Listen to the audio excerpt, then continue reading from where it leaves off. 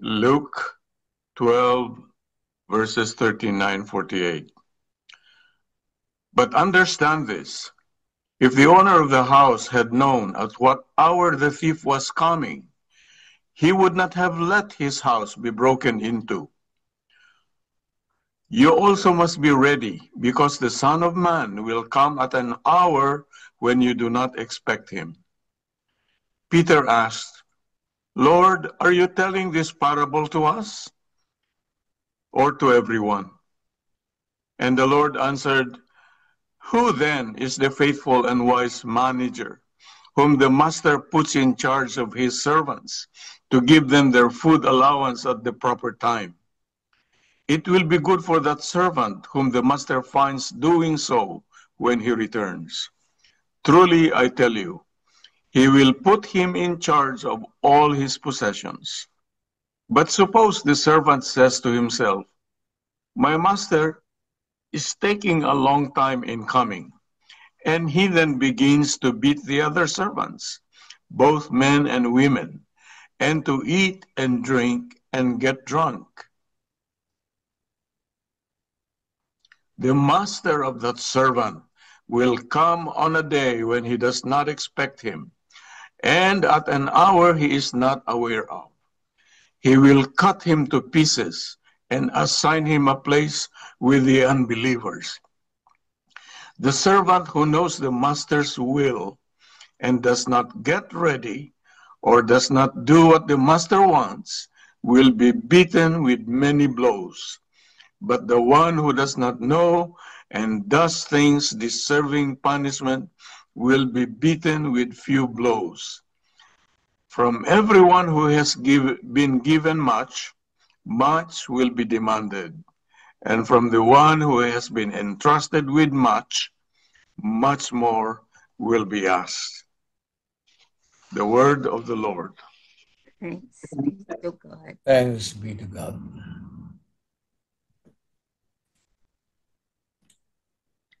So thank you very much for this opportunity. So Welcome po. I've tried to follow the teachings or the suggestions of Mikey. So we would like to, instead of just a straight reflection, we would like to have a PowerPoint presentation. Manay would you, the first slide?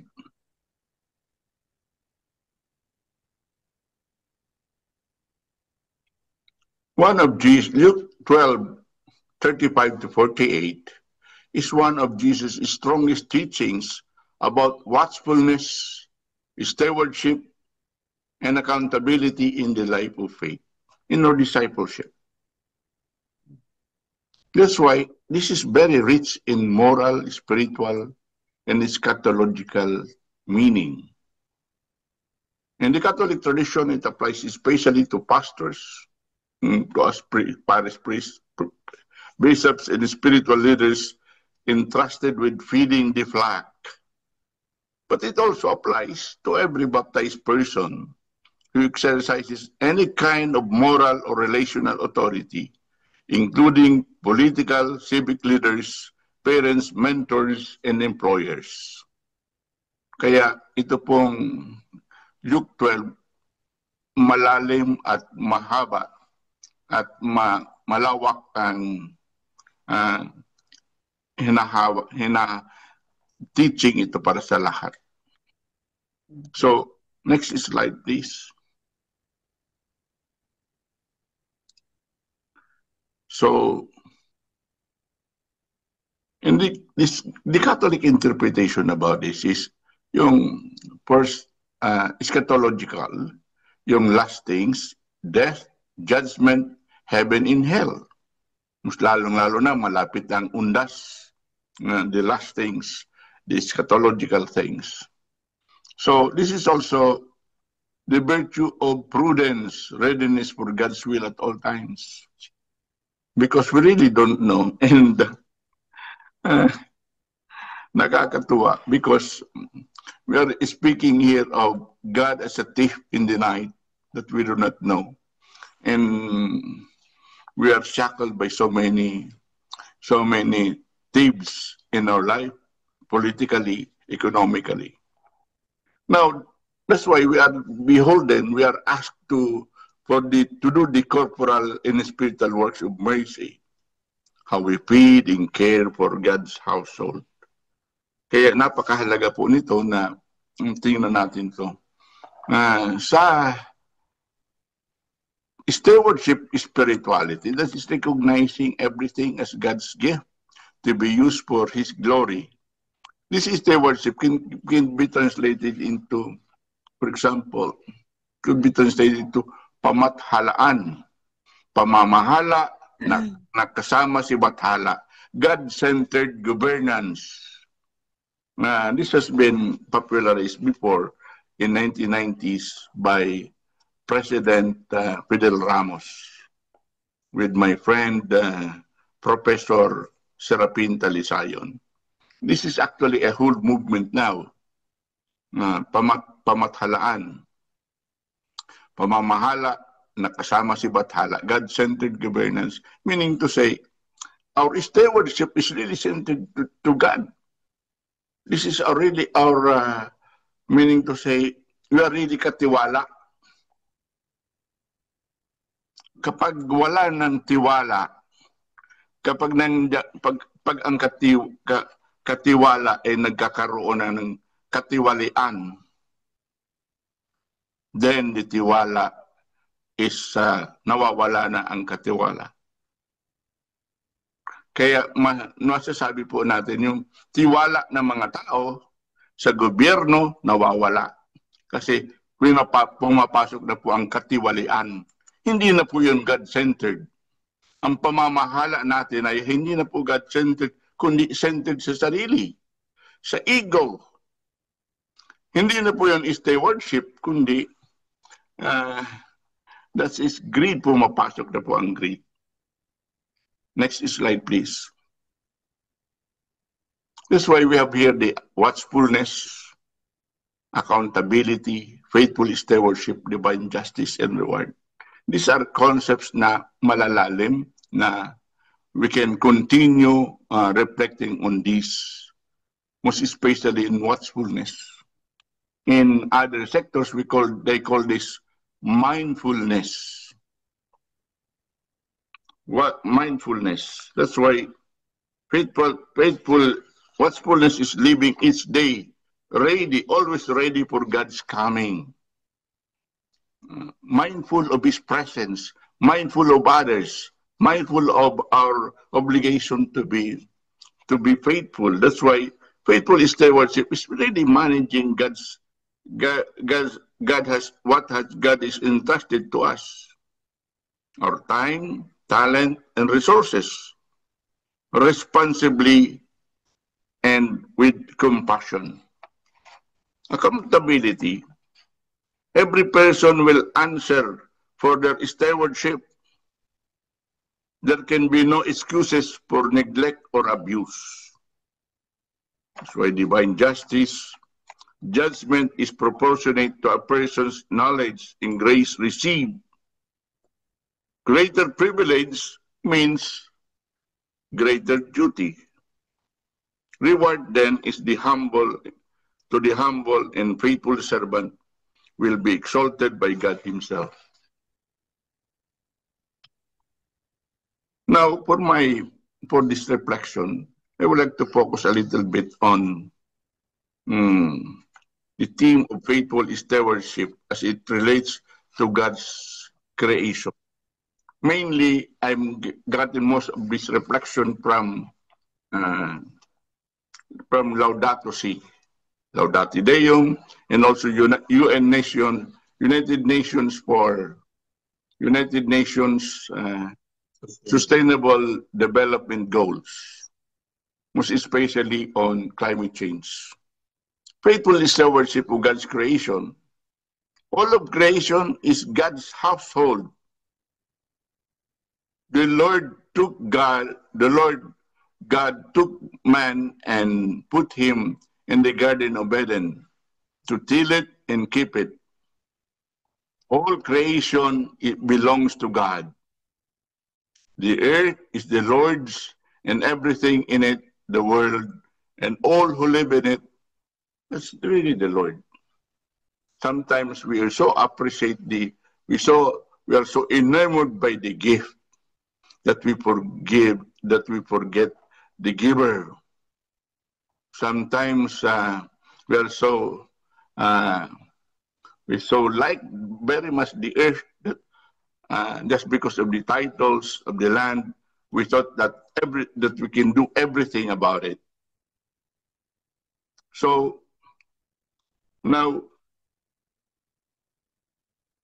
Luke 12, verse 41 to 44 applies profoundly to stewardship of God's creation, as it aligns with the whole biblical vision of humanity's vocation as caretakers of God's household. Katiwala lang po tayo, katiwala. First, we must understand that creation recognizes that household referred to in the Bible in the parable is creation. Household, napakaganda ng household. When we go to the root word, oikos, household, and economos is a Greek term for literally means household manager. Oikos plus nomos means law of the household or economy. Oikos plus logos means ecology. So, kaya ang isa pumunta sa economos, pumunta sa kitchen, and then sa market. Then, oikos, logos, ecology, pumunta sa bukid at sa forest. So, pero same root word, household, oikos. Household means not only the house, but including the people there, the family there. That's why in ecological conversion, ecological evangelization, Pope Francis calls the earth, the whole world as our common home. Our common home. That's why we must understand that household referred to the Bible in Genesis has given us the commission to Adam to serve and preserve it. This is the form of stewardship that is in Scriptures. In turn, reaffirms this in both moral and eschatological terms. The faithful steward must care for whatever the master owns, and all creation belongs to God. The earth is the Lord's and everything in it, the world and all who live in it.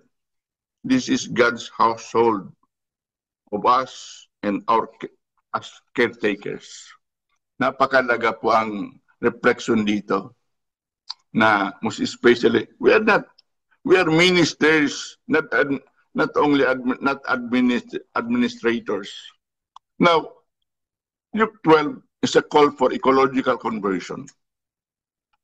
Global warming, climate change, the Philippines and other countries are experiencing a higher frequency of powerful storms, sea level rise, extreme droughts, and flooding, which threaten lives, infrastructure, and the economy, in which the cause of loss of livelihood, displacement, food insecurity, and public health issues like waterborne diseases, respiratory problems like COVID.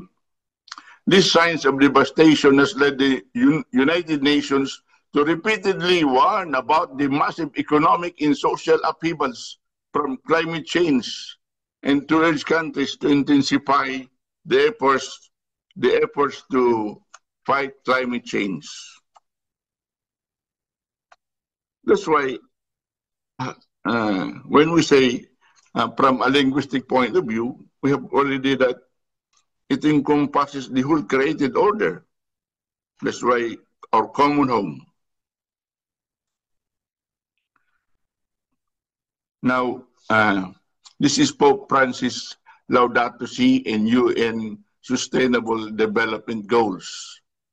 Laudato Si and Sustainable Development Goals are two landmark documents that are unified in their message: sustainability, and eco-solidarity. Both underscore the moral imperative to care for our common home and promote justice and dignity for every person. People, ensuring that all human beings can fulfill their potential in a healthy environment. Planet, when we say the planet, protecting the planet from degradation through sustainable production and consumption, managing natural resources, and taking urgent action on climate change. That's why we have to care for our planet. We have to bear away from throwaway culture, wasteful lifestyle. Prosperity, ensuring that all people can enjoy prosperous and fulfilling lives, that economic, social, and technological progress occurs in harmony with nature, not against nature, not using nature. Humanity has been unfaithful to its role as a responsible caretaker of the earth, contributing to climate change through neglect and greed, misuse of the household manager, misuse of household, misuse of resources. Climate change is the cumulative consequence of unfaithful stewardship, treating creation as a possession, not as a trust. Humanity is acting like the unfaithful steward in Luke 12:45. One who, thinking that the master is delayed, abuses his charge and exploits what he has meant to protect. It sounds familiar, huh? Caring is not optional environmentalism. It is part of Christian discipleship. I think this is not only for Christians, it is also for Muslims, for Buddhists, and also for Judaism, not only for Christianity. Climate change threatens the food supply of millions, especially the poor who contribute least to the crisis. Droughts, floods, and crop failures undermine the basic command to feed the household. Neglecting the climate is not ecological negligence. It is failure of charity, justice, and the gospel mandate to love one's neighbor. That's why faithful stewardship vis-a-vis climate change, taking care of climate.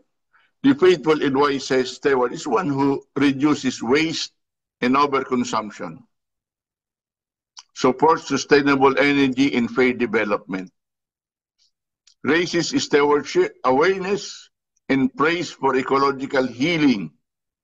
Not only pray, but really take action for ecological healing. Lives with humility before creation, recognizing its sacredness. Kaya po, we treat the environment as our, like St. Francis saying, brother sun, sister moon, brother air. He considers that this is really we are in the web of life. That's why even in our Filipino language, kalikasan.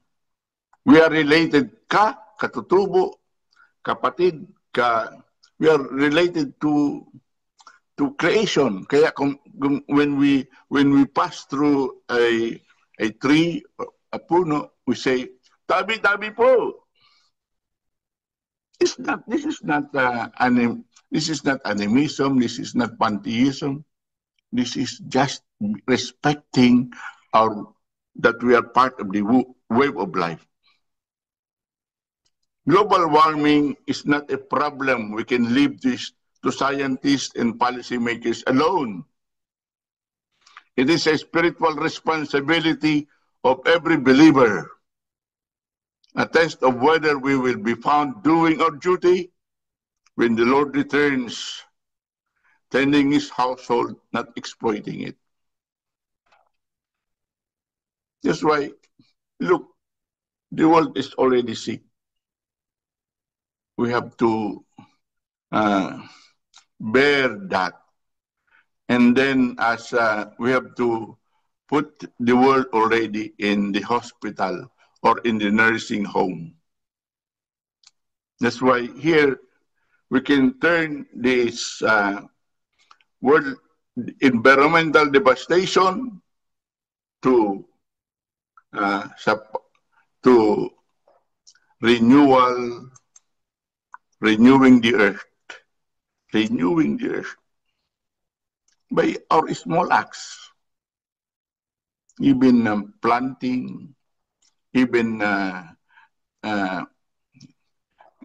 gardening, even in your condos. We are so detached already. We are so detached from the earth. That's why the new pandemic now, I believe, is depression. We are so depressed. We are not integrated anymore. We are not whole. Wholeness, integration. That's why in Japan, for those who are very, very much depressed, they are sent to the forests without cell phones. Just being again, embracing the trees, then being mindful of the forest, being mindful of the trees, being mindful of the sunlight, being mindful of the grass. Coming back, humus, human, humus, earth, Adama from the earth. Come home. That's why this is not panentheism. It's not pantheism. This is panentheism. I would even venture to say that incarnation, God is manifesting himself to us. Every tree, every grass, every animal, every cell is God's manifestation of his love for us. Remember that when God created Adam and Eve, he placed them in a garden.